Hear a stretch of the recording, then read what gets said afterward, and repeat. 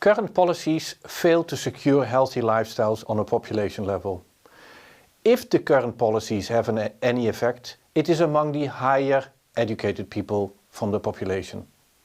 Current strategies are aimed at information and rational decision making, but these programs that tell people what is healthy are only effective among the well-educated. They miss their effect in the people from the lower socio-economical strata. The net effect of it is an enlargement of the health gap between the poor and low educated and the rich and the highly educated, and that gap is already significant. In the Netherlands, one of the most egalitarian countries of the world, the highly educated outlive the lowest educated by 7 years, and the rich also enjoy 19 more years in self-perceived good health. This difference is not because the rich have access to better doctors or private clinics. It is only a matter of healthier lifestyle, a better environment where you live in. The bare fact that the rich live 90 more years in good health also shows the potential, the enormous benefit we could gain if we would be able to realize in the lower socio-economical strata what is already a reality in the higher socio-economical strata. Appreciate that what we do not need is new discoveries or scientific breakthroughs. Even without stem cells, nanotechnology, lasers or transplantations, we can add many healthy years with the simple therapy of a better lifestyle.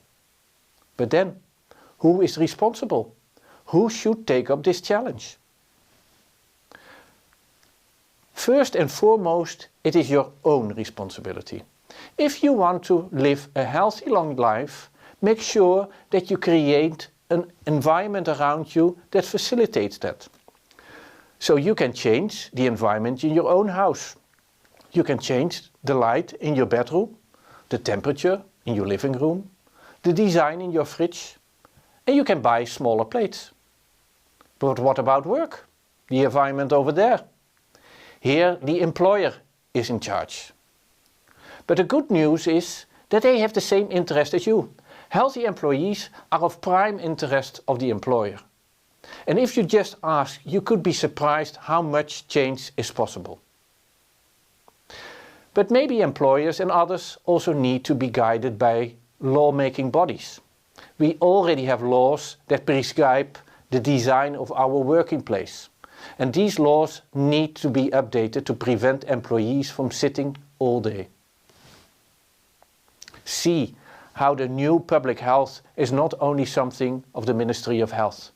It is also something for the ministry that deals with the working conditions and the ministry that provides guidelines for buildings, for cities, for social policies.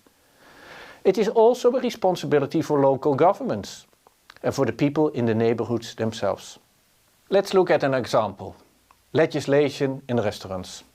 There are very strict rules to secure hygiene in restaurants. Every kitchen has to be tiled up to certain heights. There are laws on cold change to preserve foods, etc.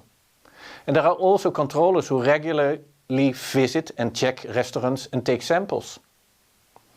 These laws make sure that when you go out for dinner, you don't end up with food poisoning. For instance, salmonella, typhoid or other serious infections. But why then is it strange that we make a plea for laws that make sure that the foods restaurants serve you also prevent you from suffering a heart attack or diabetes?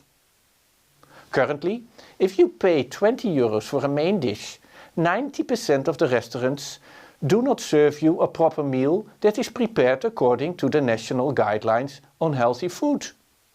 You almost never get the recommended 250 grams of vegetables, and almost always you end up with a meal that has too much salt, too much fat, too much sugar and too much calories.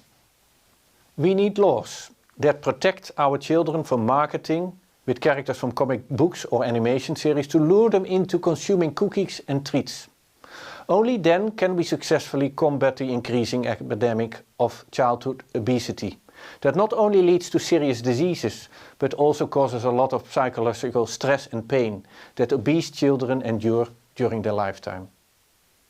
It is a collective responsibility of all of us. Together we have shaped this modern environment that makes us ill.